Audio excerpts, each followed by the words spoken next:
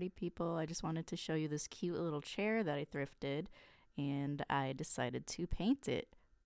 And I would say the majority of the time that I thrift something, I like to keep it as is. Like, I don't mind if something looks weathered or old. So that's not really why I'm painting it. I guess I just thought it'd be fun because it's a smaller project and I didn't like the expression of the moon's face. I feel like it looks uncomfortable. Like, I don't know. It's just something about the way they painted that eye. Like, makes it look like the moon doesn't want to be there. I don't know. It was bothering me. Um, it was a debate because there's just something about the really simple, almost cheesiness of it that I love, but at the same time, I don't know. I just thought it'd be fun, I guess. But I went all in and I actually didn't change much. I kept the chair blue and I'm just going in and I didn't have any plans for it. So I just sort of decided, oh, I'll do clouds and yeah, definitely do as I say and not as I do because that cracked paint on the sides of the chair, I should have sanded it down and instead I painted over it, just not really thinking. And so now, after it's all dry, it's still, you know, cracked paint because I just ignored it. So if you do a similar, thrift makeover, definitely implement some sandpaper. So after applying this base coat of a dark blue and I touch up the edges of the moon a little bit with this gold color, I'm going to go in and make the moon a nice warm yellow. And, we could make the moon white like it was originally. And if I were doing that, I would have made the edges like a pale blue with maybe some of that periwinkle there and spread it out so that it was kind of glowing. But I'm going for a more, whimsical, older looking moon. So I went with the yellow. So because I didn't plan any of this out, I spent a lot of time just building up clouds with this dabbing method. Since didn't really know what I was doing, so I am gonna speed it up like even more because I didn't even realize, I don't think I spent that long on it, but time sort of flies when you're, you guys know, you get it. When you're working on something and you're really in the zone, you just don't even realize how long it's taking you. So I just dabbed them on, and then that green there on the palette, I decided to put this like darker teal greenish color on the inside and the bottom, just to give it a little something, a little something different, break it up.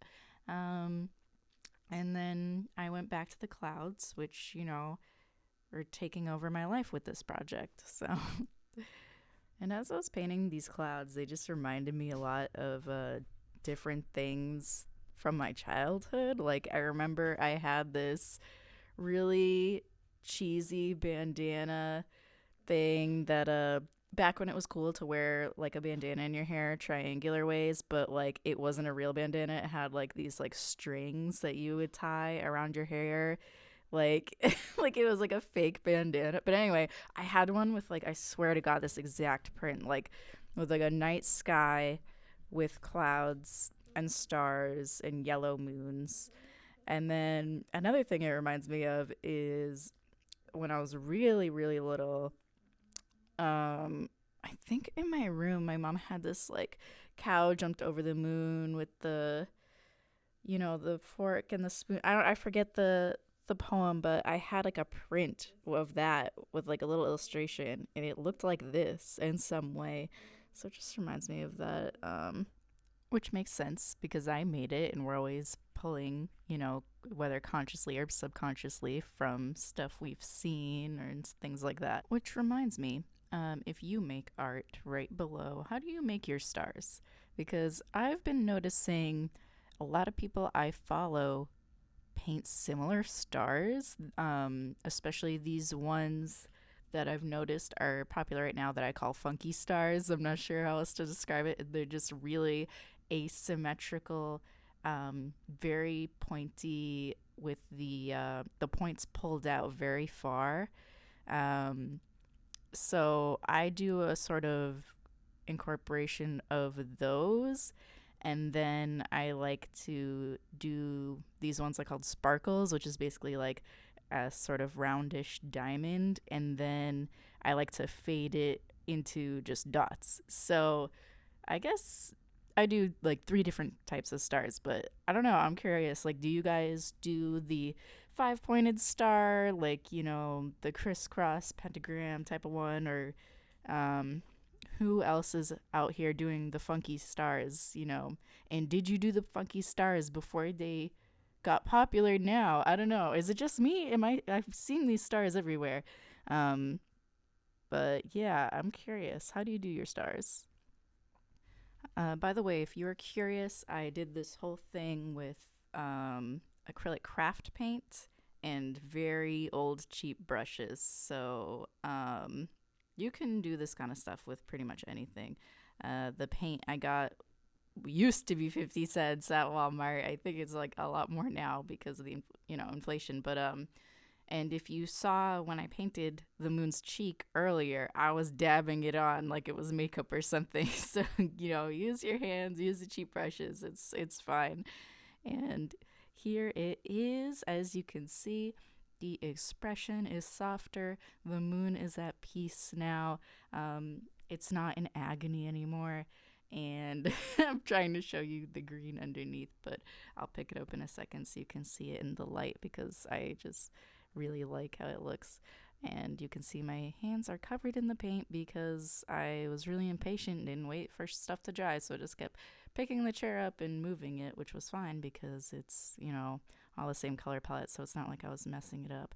But here it is in the daylight. You can see the color's a little better. That green underneath shows a little bit more. I know it's subtle, but I don't know, I was really pleased with how that green came out. And then here's Frankie Stein for scale.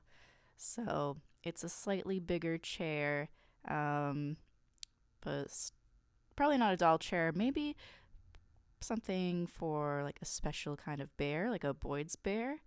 That might be cute, right?